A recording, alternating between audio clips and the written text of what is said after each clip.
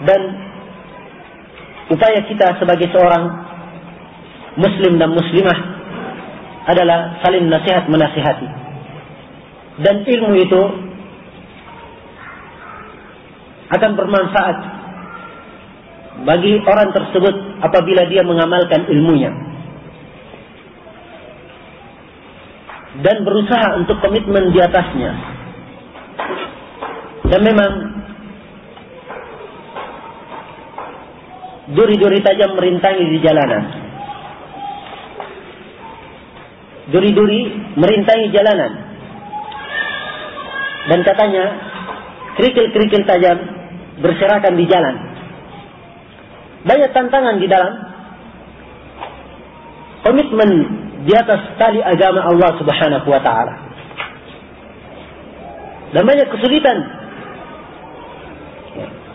Dan butuh perjuangan. Tapi kita tidak punya pilihan lain kecuali berjuang dan berupaya, sebab memang dunia ini adalah dunia perjuangan. Adalah tempat untuk berjuang, tempat untuk berupaya dan bersusah payah. Di dunia ini memang ditempatkan, dijadikan oleh Allah Subhanahu wa taala sebagai penjaranya seorang muslim. Kata Nabi sallallahu alaihi wasallam dalam hadis riwayat Muslim, "Ad-dunya sijnul mu'min wa jannatul kafir." Dunia adalah penjara seorang muslim dan surganya bagi orang kafir. Seorang muslim yang terpenjara diikat dengan perintah, diikat dengan larangan, tapi semuanya itu adalah kemuliaan bagi mereka pada hakikatnya. Dan kelak di kemudian hari akan dihalalkan kepada mereka banyak perkara yang dilarang pada mereka di dunia dan dijadikan sebagai bentuk kenikmatan dan kehormatan bagi mereka. Dan memang diitari dengan kesulitan. Sebab dalam hadis Abu Hurairah yang diriwayatkan oleh Imam Al-Bukhari dan Imam Muslim, Rasulullah sallallahu alaihi wasallam menyatakan, "Huffatil jannatu bil makarih, wa huffatin naru bis syahwat." Sungguhnya neraka itu diitari dengan ketidaksenangan, perkara-perkara yang jelek, tidak menyenangkan, dan sorga baik, atau sorga diitari dengan perkara-perkara yang jelek, tidak menyenangkan. Mau kerjakan ini sulit, mau lakukan ini sulit, tapi ingat upahnya sorga. Tapi kalau neraka, huffatin naru bisyahwat, neraka diitari dengan syahwat, penuh dengan kesenangan dan enak dalam melaksanakannya. Kemudian mendapatkan kenikmatan, walaupun kenikmatan yang fana, kenikmatan yang sementara di dunia. Demikian sifatnya, maka butuh untuk bersabar. Dan sekali lagi dunia ini adalah tempat untuk berupaya, tempat untuk banting tulang peras keringat, bukan untuk santai di kehidupan dunia ini. Dunia ini hanya tempat perjalanan kita sementara, dan semua dari kita akan kembali kepada Allah Subhanahu wa ta'ala. Kun fid dunya ka'annaka gharib atau abiru sabil. Jadilah engkau di dunia, kata Nabi sallallahu alaihi wasallam, bagaikan orang yang asing atau orang yang hanya sekedar berlalu. Apa gunanya hidup di dunia penuh dengan kenikmatan, mengikuti hawa nafsu, mengikuti kemauan orang, dan seluruh hal itu melemparkan kita ke dalam jurang kehinaan kelak di kemudian hari, tak kala menghadap kepada Allah Subhanahu wa ta'ala. Sungguhnya kenikmatan yang kita dapatkan, kulit-kulit itu tadi yang sangat dijaga dengan berbagai macam model penjagaan, atau dijaga dengan harta yang sangat mahal. Apa gunanya semua itu kalau kelak di kemudian hari akan menjadi tungku api neraka, waliyadzubillah. Tatkala kita menyeleweng dan menyimpang dari ajaran agama Allah Subhanahu wa ta'ala, maka setiap orang harus sadar akan tujuan penciptaannya di muka bumi ini. Dan setiap orang harus komitmen di atas agama Allah Subhanahu wa ta'ala. Dan jangan merasa hina, jangan merasa rendah diri. Allah telah memuliakan kaum mukminin dengan jiwa yang besar, supaya mereka mempunyai kehormatan diri, dijaga dengan kemuliaan, dengan kehormatan. Kata seorang penyair, "Man yahin yashalil hawanu alaihi." ma li jirhin bimayyitin ilamu. Ya, siapa yang bersikap merendah diri, maka kerendahan akan mudah masuk kepadanya. Ya. Dan orang yang sudah meninggal, goresan-goresan, dilukai, dicacati, itu tidak akan memberikan rasa sakit lagi. Begitu kalau sudah terlalu sering ya, merendah diri dan terlalu sering ya, berada dalam jurang kehinaan, hatinya menjadi mati ya, dan tidak merasakan lagi ini adalah perkara yang dosa, ini adalah perkara yang nista ya. Ketika mendapatkan teguran, tidak mendengarkan teguran tersebut, wallahi ini adalah perkara yang sangat berbahaya dan sangat disayangkan kalau kelak di kemudian hari tak kala kita menghadap kepada Allah Subhanahu wa taala, yang kita menghadap sendirian di padang mahsyar, yang Allah Subhanahu wa taala mendekatkan matahari di atas kepala hanya 1 jengkal. Ya, dalam satu riwayat 1 mil sebesar setinggi jarum, dan dalam satu riwayat 1 mil ukuran 1 mil, 1 kilo lebih. Ya. Matahari didekatkan sedemikian rupa sampai kata Nabi sallallahu alaihi wasallam, orang-orang pada zaman itu di padang mahsyar menghadap kepada Allah Subhanahu wa taala dalam keadaan telanjang, belum disunat. Ya. Dan tidak memakai alas kaki. Aisyah bertanya, Rasulullah, kalau begitu saling melihat? Maka kata Nabi sallallahu alaihi wasallam, tidak ada yang saling melihat. Setiap orang sibuk dengan dirinya. Lihat saking mengerikannya pada zaman itu. Ya. Pada hari itu saking mengerikannya. Dan Nabi kabarkan setiap orang berkeringat ketika berada di padang mahsyar. Ada yang berkeringat menutupi mata kakinya, ada yang keringatnya banjir sampai menutupi lututnya, ada yang keringatnya sampai menutupi pinggangnya, ada yang keringatnya sampai menutupi dadanya, dan ada keringatnya sampai menutupi lehernya, ada keringatnya sampai menenggelamkannya. Dan kita tidak tahu kita di kelompok yang mana. Dan mungkin kita berada di kelompok orang-orang yang tenggelam dengan keringatnya. Tapi mudah-mudahan Allah Subhanahu wa taala memberikan rahmat dan taufiknya kepada kita. Dan kita tidak tahu keadaan kita, apakah kita lulus di padang mahsyar. Kalau lulus akan melewati jembatan lagi, dan jembatannya terbuat dari sehelai rambut. Rambutnya lebih tajam dari pedang dan sangat licin, dan di bawah jembatannya api neraka. Lagi-lagi tidak yang menyelamatkan kecuali amalan. Ya. Kalau di dunia ini penuh dengan kenistaan, penuh dengan dosa dan maksiat, penuh dengan kerendahan, dan di dunia ini bergeliman dengan kemaksiatan kepada Allah dan Rasulnya, melanggar larangan Allah dan Rasulnya, tidak tahu apa yang terjadi kelak di kemudian hari. Tak kala kita menghadap kepada Allah Subhanahu wa taala dalam keadaan seperti itu. Semua dari kita ingin selamat, dan kehidupan yang kekal abadi adalah kehidupan di akhirat, dan kita tidak tahu di mana tempat kita pada hari itu. Wallahul musta'an. Mudah-mudahan pertemuan kita kali ini bermanfaat, dan atas segala kekurangan mohon dimaafkan.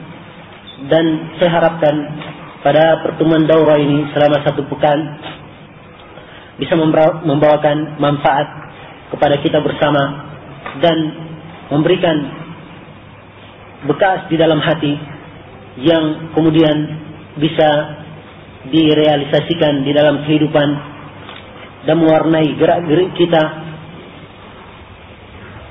di bawah tuntunan Al-Quran dan Sunnah Rasulullah Sallallahu Alaihi Wasallam. Atas segala kekurangan mohon dimaafkan. Subhanakallahumma bihamdik, asyhadu an la ilaha illa anta, astaghfiruka wa atubu ilaik. Walhamdulillahi rabbil alamin. Dan insyaallah taala selepas asar pertanyaan sampai jam 5.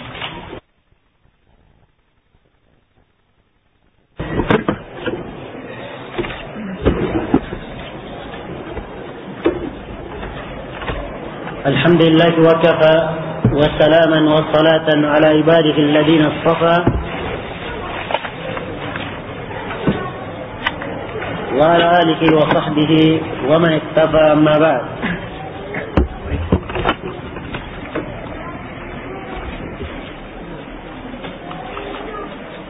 Pertanyaan, apa hukumnya perempuan membuka jilbab atau hijabnya di tempat-tempat yang sepi di luar rumah.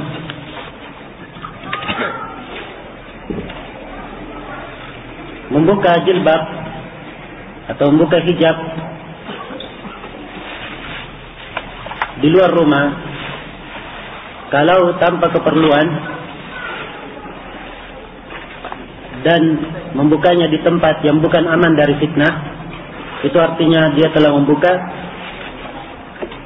sitrnya. Dan ada hadis yang menunjukkan tentang larangan tersebut. Siapa yang membuka, lepaskan pakaiannya selain dari rumahnya, berarti dia telah membuka sitr antara dia dan antara Allah Subhanahu wa taala. Dan membuka di tempat yang tidak aman dari fitnah itu adalah dosa dan kesalahan kalau misalnya ada orang yang melihat, sebab tidak bisa dikatakan unsur ketidaksengajaan, sebab dia membuka di tempat yang tidak aman dari fitnah. Maka membuka hijab atau jilbab itu boleh kalau di tempat yang aman dari fitnah. Bersama dengan itu, kalau tanpa keperluan, hendaknya tetap dijaga selain dari rumahnya. Wallahul musta'an. Bagaimana hukumnya memperdagangkan barang-barang kosmetik, baju bermerek, khususnya bagi penjual? Asalnya kalau barang tersebut dia jual dan dia tahu pasarannya kepada pemakai seperti perempuan dan lain-lainnya, kalau barang tersebut dia tahu dia jual kepada orang yang memang akan menggunakannya kepada perkara yang tidak baik, sudah pasti dia gunakan pada perkara yang tidak baik, maka Allah Subhanahu wa taala berfirman, "Wa ta'awanu 'alal birri wat taqwa wa la ta'awanu 'alal itsmi wal 'udwan." Tolong menolonglah kalian dalam kebaikan dan ketakwaan, dan jangan tolong menolong dalam dosa dan permusuhan. Maka tidak boleh tolong menolong dalam dosa dan permusuhan. Iya. Kemudian khususnya bagi barang-barang yang kadang disalahgunakan oleh orang, yang paling bagusnya kalau penjual tersebut membuat tulisan atau membuat kertas lembaran yang menunjukkan nasihat, ya, digunakan pada tempatnya atau semisal dengan itu. Bolehkah suami memerintahkan istrinya agar memotong rambutnya dengan alasan istrinya akan lebih cantik di mata suaminya? Memotong rambut itu adalah perkara yang tidak bolehkan dalam syariah bagi perempuan, kecuali kalau ada hajat. Seperti kalau hal tersebut mengganggu, ya, dan akan menyebabkan kepalanya berat dan sering pusing dengannya, boleh dia potong sesuai dengan kadar keperluan.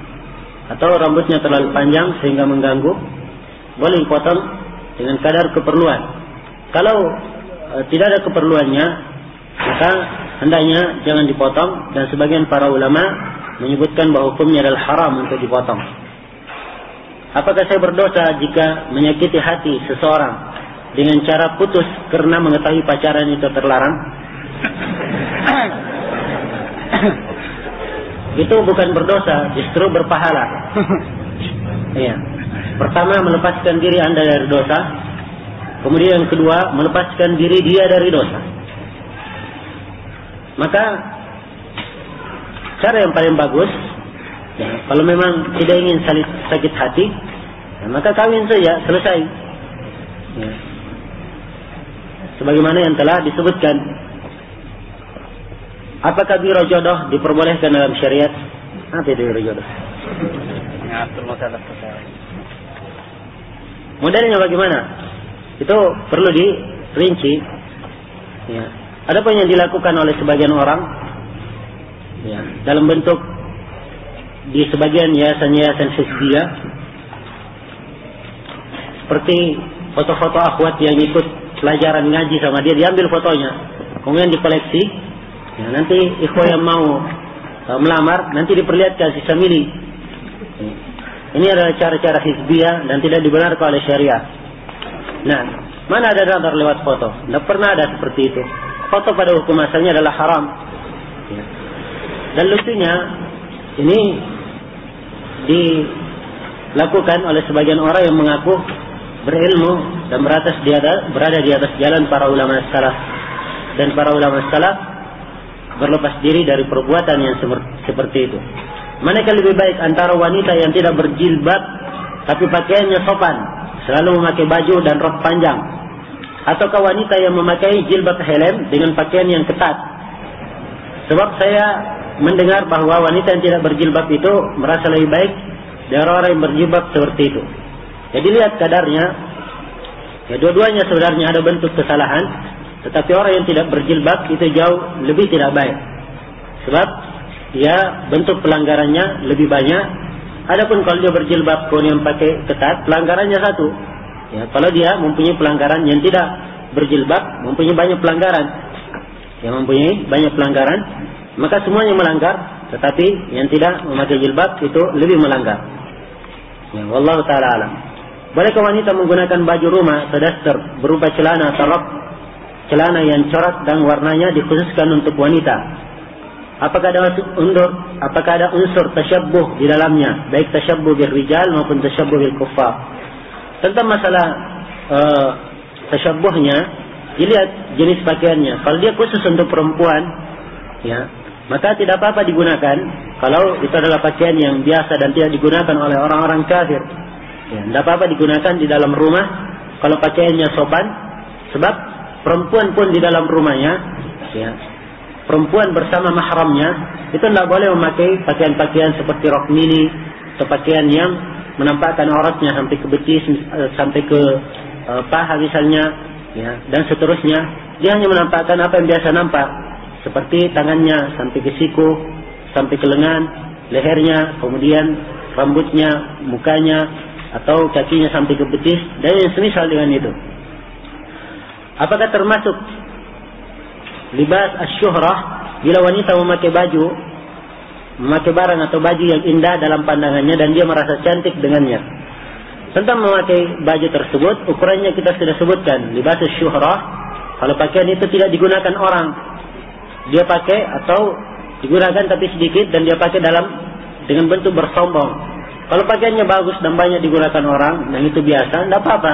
Ya, dengan pakaian tersebut, ya, dengan ketentuan-ketentuan yang telah disebutkan. Bagaimana jika ada wanita yang diganggu, hendak dinodai di atas mobil, dan untuk menghindari dia melompat dari atas mobil dan akhirnya meninggal? Apakah digolongkan bunuh diri atau tidak? Tidak, ini tidak digolongkan bunuh diri, insyaallah taala digolongkan mati syahid. Nah, man qutila duna nafsihi fa huwa syahid. Siapa yang terbunuh karena membela dirinya, maka dia mati syahid. Itu dalam satu hadis. Saya pernah mendengar hadis yang bunyinya bahwa siapa seorang wanita pergi salat berjamaah lalu dia berdandan, bermake up dan memakai wangi-wangian, maka salatnya tidak syah. Dan apabila dia ingin menghapus make upnya, maka dia harus mandi junub. Apakah hadis di atas tidak sahih? Apakah dia hadisnya wallahu taala alam, saya tidak pernah dengar, tapi dari apa yang saya ketahui, ya, itu adalah perkara yang salah. Sebab memakai make up sepanjang dia menutup auratnya, ya, salatnya tetap syah. Ya, perempuan yang membuka mukanya dan telapak tangannya ketika salat dan ada laki-laki asing di situ, salatnya syah walaupun dia berdosa. Maka sepanjang dia menutup aurat, salatnya tetap syah. Dan masalah make up tersebut dalam hadis ini, saya kayaknya menduga bahwa hadisnya adalah hadis yang lemah sebab bertentangan dengan nusus adillah yang ada, wallahu taala alam. Bagaimana hukumnya mentalak istri talak 3 tanpa didahului talak 1 dan 2, tapi sebelum mengucapkan sudah diniatkan beberapa jam yang lalu? Kalau talak 3 diucapkan dengan satu lafaz, satu keadaan, atau dikatakan kamu talak 3 kali, atau dikatakan kamu talak 3, apakah terhitung 1 atau 3? Itu ada perselisihan di kalangan para ulama. Dan yang kuat dikuatkan oleh Syekhul Islam Ibn Taimiyah, Ibn Al-Qayyim, Syekh bin Baz, Syekhuna Muqbil rahimahullah taala dan lain-lainnya, itu terhitung talak 1. Wallahu taala alam. Apa seorang wanita berdosa apabila dia keluar rumah dan bertabarruj? Karena wanita tersebut tidak mengetahui, jahil bila tabarruj itu dilarang. Kalau dia tidak tahu, maka diharapkan ketidaktahuannya tersebut menyebabkan dia tidak dapat dosa, tapi ini sangat berbahaya sebagaimana yang telah diterangkan tadi. Syah wudu, jika pada anggota wudu terdapat cat atau tinta yang lupa dibersihkan sebelum berwudu. Tergantung cat dan tintanya. Kalau cat dan tintanya adalah bentuk yang tidak bisa meresap air, atau dengan kata lain air tidak bisa tembus, kalau ada tinta dan cat yang model seperti itu, maka wudunya tidak syah kalau cat dan tintanya berada pada anggota-anggota rukun. Misalnya berada pada tangan, muka, kaki. Kalau telapak tangan saja, wudunya tetap syah. Wudunya syah. Ya, wallahu taala alam. Mana yang harus kami pilih? Melaksanakan amanah yang dipercayakan ibu untuk kuliah, sedangkan kuliah banyak kemaksiatan di dalamnya, misalnya zina mata, melihat aurat wanita bukan mahramnya dengan gratis. Tolong petunjuknya. Gratis. Iya. Tentang masalah ini dari musibah yang menimpa kaum muslimin. Dan memang asal kali mulai masuk musibah ini kepada kaum muslimin itu di zaman penjajahan, dan di negara-negara Islam pertama kali adanya percampur bauran di sekolah itu terjadi di negeri Lebanon. Ya. Itu sekolah yang pertama mengekspor adat yang jelek itu. Kemudian tersebar di beberapa daerah Arab. Yang ada pun di daerah Ajam seperti Indonesia ini, itu memang adalah asalnya dan sudah lama berakar di sana. Dan ini adalah perkara yang sangat disayangkan dan bertentangan dengan syariat Islam. Dan kita telah mengetahui banyaknya kerusakan dan bencana yang terdapat di dalamnya. Karena itu, ya, ikhtilat adalah perkara yang diharamkan. Kemudian berkhalwat adalah perkara yang diharamkan. Kemudian tabarruj adalah perkara yang diharamkan. Maka seseorang hendaknya meninggalkan ya, tempat-tempat belajar yang terdapat seperti ini. Tempat-tempat belajar yang terdapat seperti ini, dan bertakwa kepada Allah Subhanahu wa taala. Kalau memang dia kena musibah dan terpaksa dan tidak bisa meninggalkannya, maka hendaknya dia memperbanyak ibadah, memperbanyak menuntut ilmu ya syar'i, dan menjaga diri dan menundukkan pandangan. Tetapi pada asalnya setiap orang hendaknya bertakwa kepada Allah Subhanahu wa taala sesuai dengan kemampuannya. Bagaimana dengan ikhwah dan akhwat?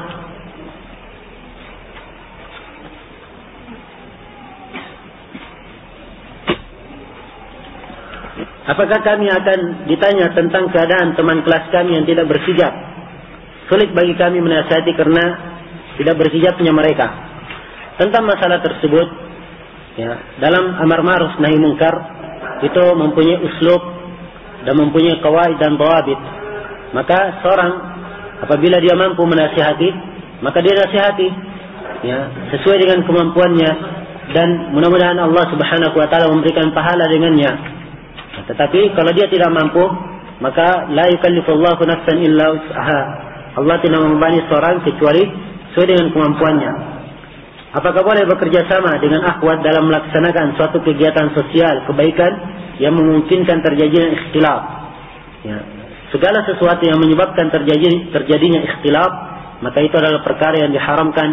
Apapun misi dan asal dari kegiatan itu, maka tujuan tidak menghalalkan cara. Ya. Tujuan tidak menghalalkan cara. Tujuannya kebaikan, tapi jangan menghalalkan ya perkara yang diharamkan oleh Allah Subhanahu wa taala. Hendaknya semua ditempuh dengan cara-cara yang menempuh syariah sesuai dengan tuntunan syariah. Wallahu taala alam. Bagaimana hukumnya mengucapkan salam kepada akhwat bila berpapasan atau bertemu? Mengucapkan salam perempuan kepada laki-laki, laki-laki kepada perempuan boleh saja dengan syarat. Yang pertama, aman dari fitnah. Yang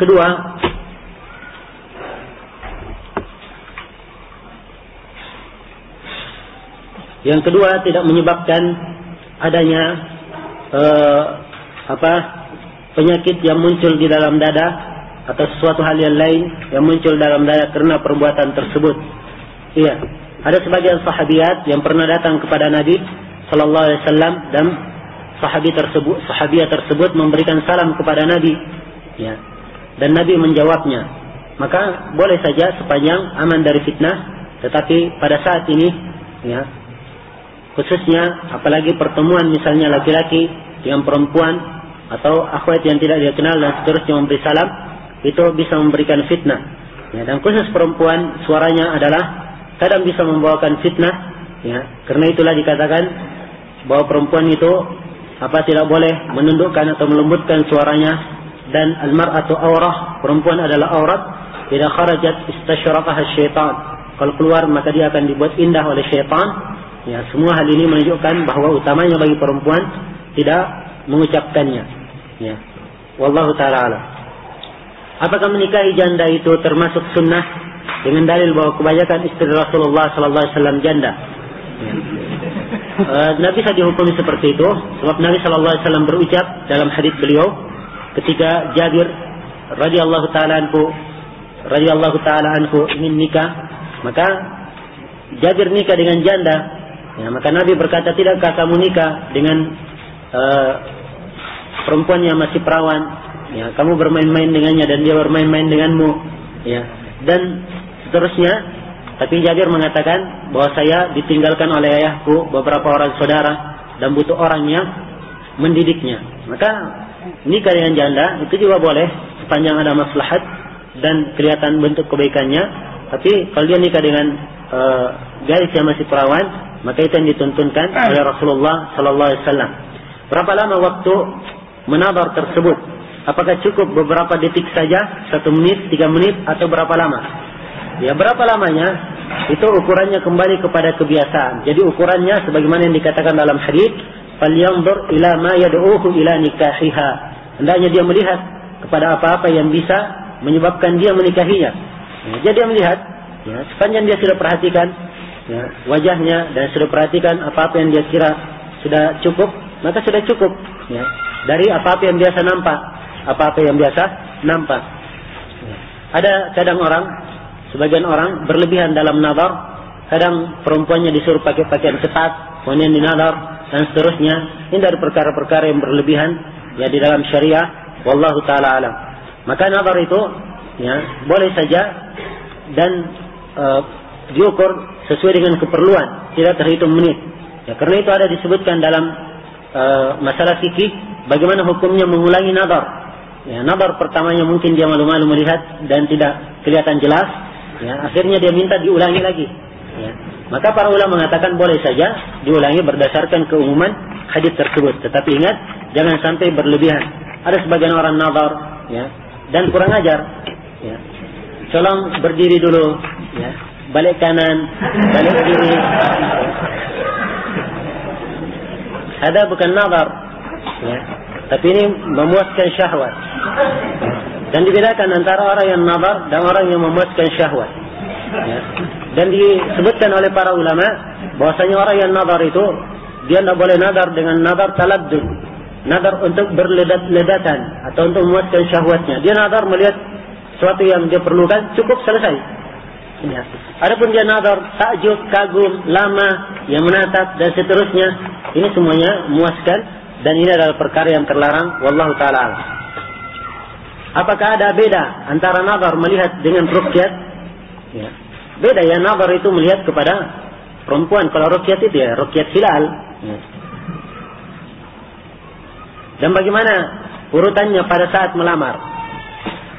Pada saat melamar, ya, seorang itu kalau ingin maju melamar, beradab, dia berbicara kepada walinya, berbicara kepada wali perempuan tersebut, kemudian dia meminta izin untuk nazar, ya.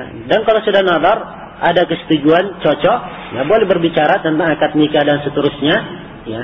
Itu adalah perkara yang baik. Ada apa yang dilakukan oleh beberapa orang, ya, saat ini. Ada sebagian akhwat yang tidak tahu, ya, dan sangat disayangkan. Ada sebagian ustadz yang memberikan penyampaian yang salah dan kekurang ajaran di dalam beberapa poin, ya, dan ini adalah perkara yang tercela dalam syariah, yaitu membolehkan perempuan nazar tanpa mahram, ya. Akhirnya ada akhwat yang sudah pindah-pindah di nazar sana sini, ya. Dan ini kemungkaran yang besar dan tidak mempunyai dalil Ya, bahkan dalil menyelisihinya. Dalam hadis yang diriwayatkan oleh Imam Al-Bukhari dan Imam Muslim dari Ibnu Abbas, Rasulullah sallallahu alaihi wasallam bersabda, "La yahluwanna rajulun bimra'atin illa ma'adi mahram." Tidak boleh laki-laki berduaan dengan perempuan kecuali bersama mahramnya. Maka kalau ingin nazar harus ada mahramnya di situ. Nah, kapan tidak ada mahramnya, maka perempuan tidak boleh menampakkan dirinya, dan demikian pula laki-laki. Ya, wallahu taala alam.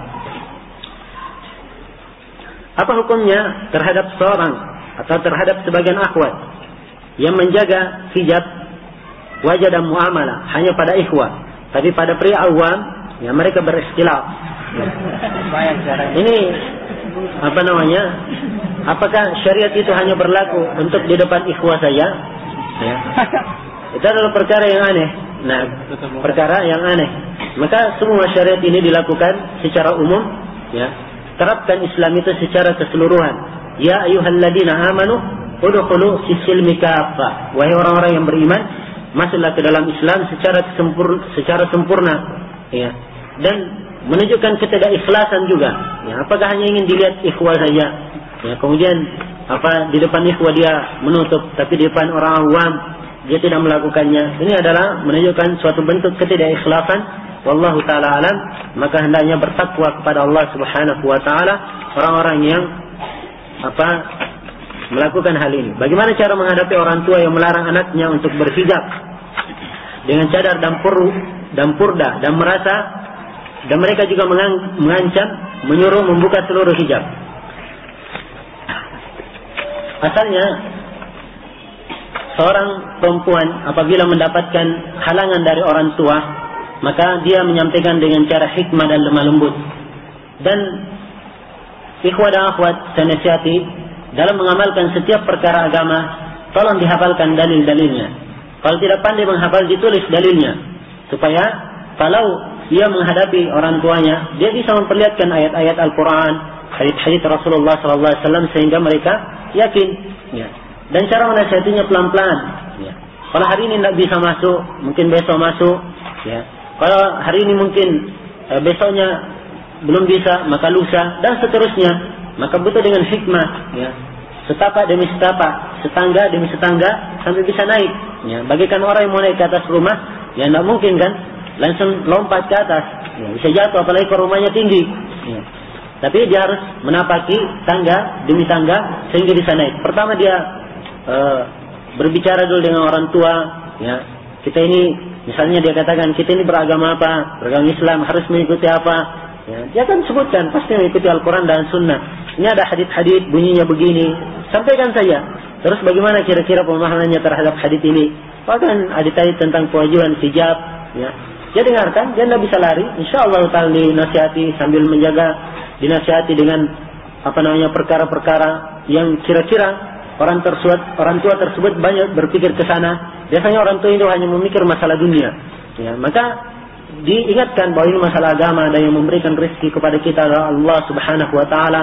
Ya, jangan sampai karena berhijab kemudian kita merasa harus meninggalkan karena nanti tidak dapat kerja dan seterusnya. Diterangkan dengan cara baik sambil banyak berdoa kepada Allah Subhanahu wa taala. Insyaallah taala, ya, tidak ada gunung yang tidak runtuh kalau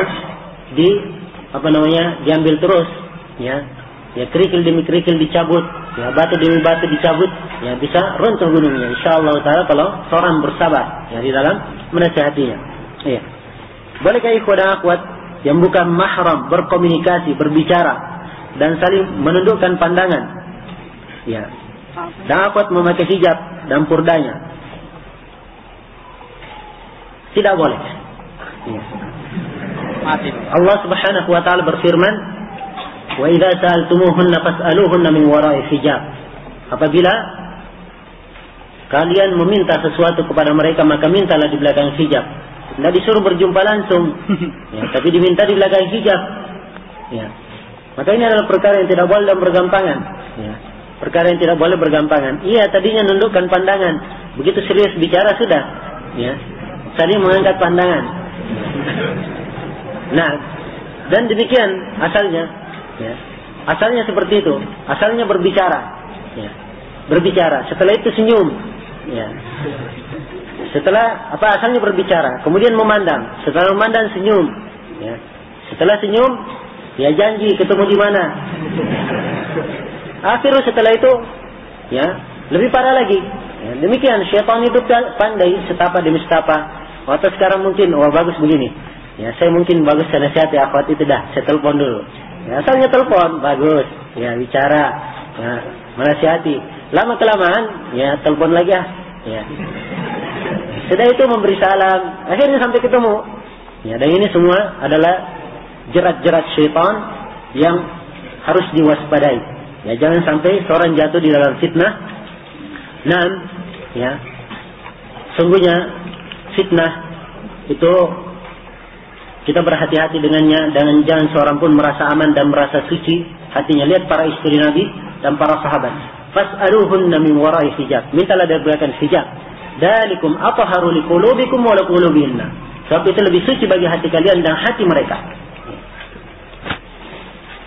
Lebih suci bagi hati kalian dan hati mereka. Padahal ini para sahabat. Ya.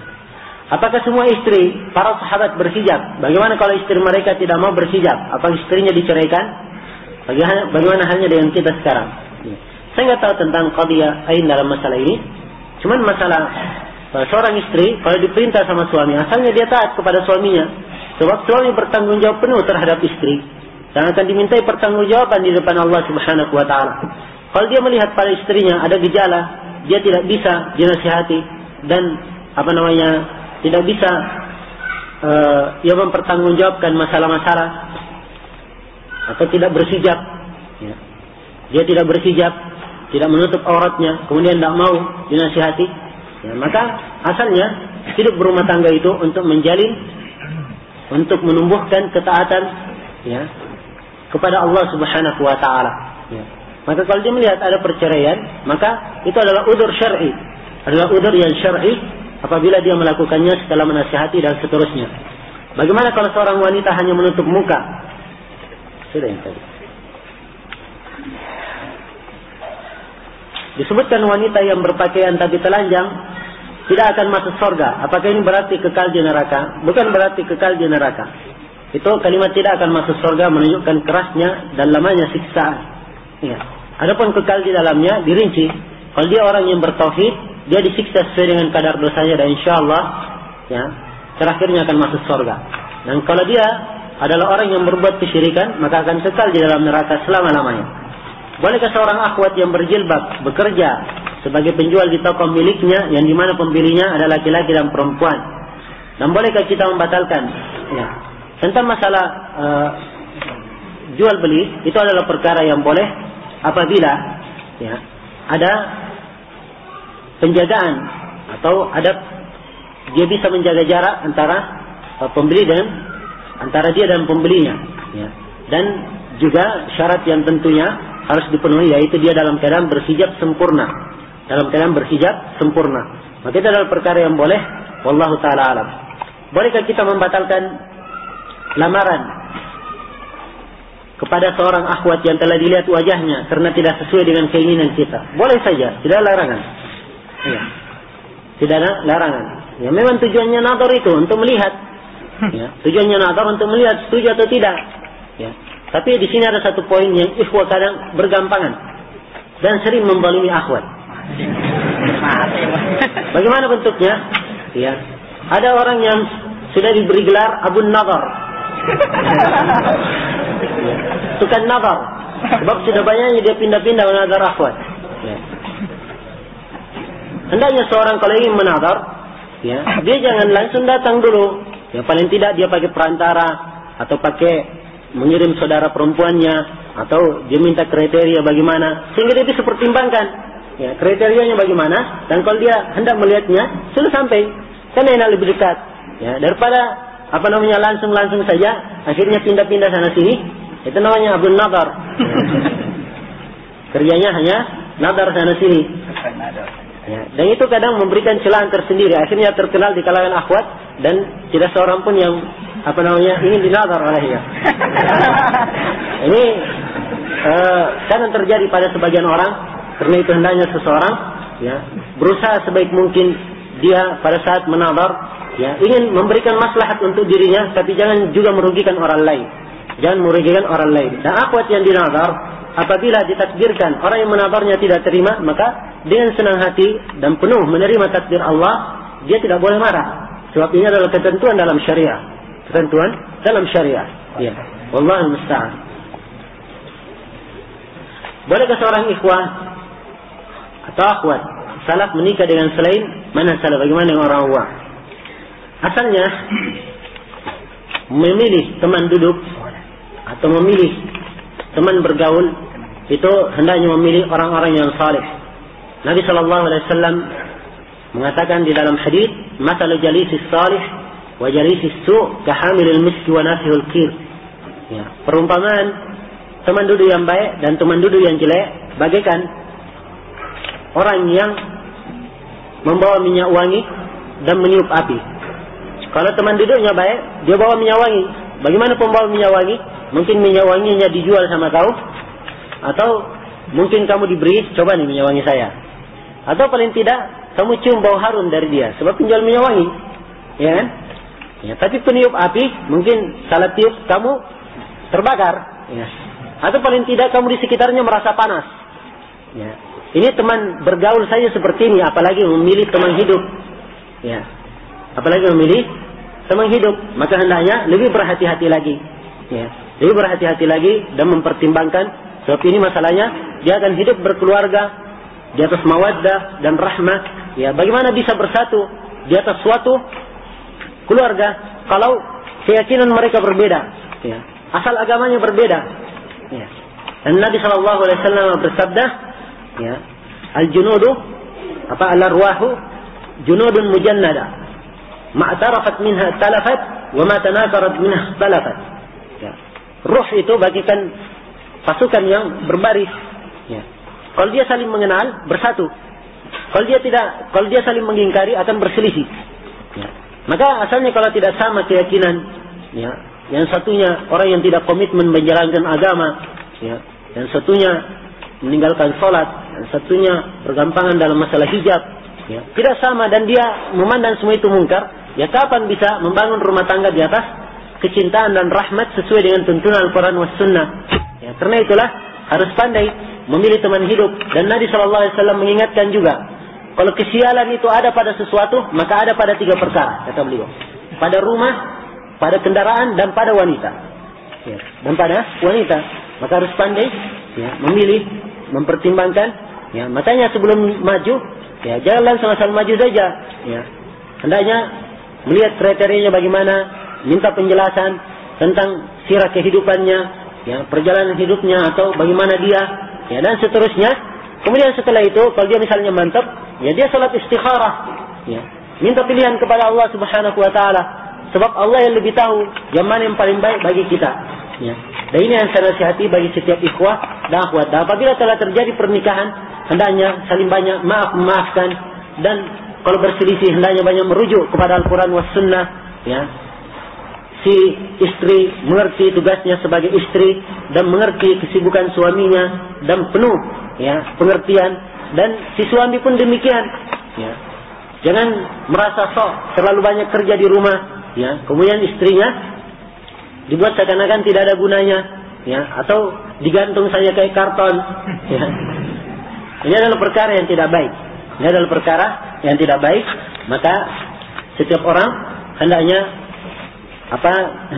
istri diperlakukan yang baik. Wa ashiruhunna bil ma'ruf, dan pergaulilah mereka dengan kebaikan. Dan istri pun demikian, ya, menunaikan kewajibannya. Walahunna mithlul ladzi 'alaihinna bil ma'ruf, dan bagi perempuan juga kebaikan sebagaimana ada kewajiban atas mereka, atas para perempuan. Wallahu taala alam.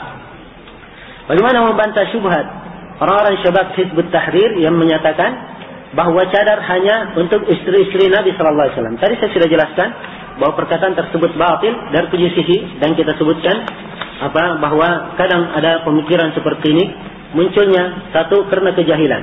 Kemudian yang kedua, tidak tahu menempatkan nas dalil dari Al-Quran was Sunnah. Kemudian yang ketiga, su'ul faham, ya, jeleknya pemahaman. Wa kam aiban qawlihan wa afatuhu min fahmin saqim, dan betapa banyak orang yang mencerca perkataan yang jelek dan kerusakan perkataannya itu, ya, kerusakan dugaannya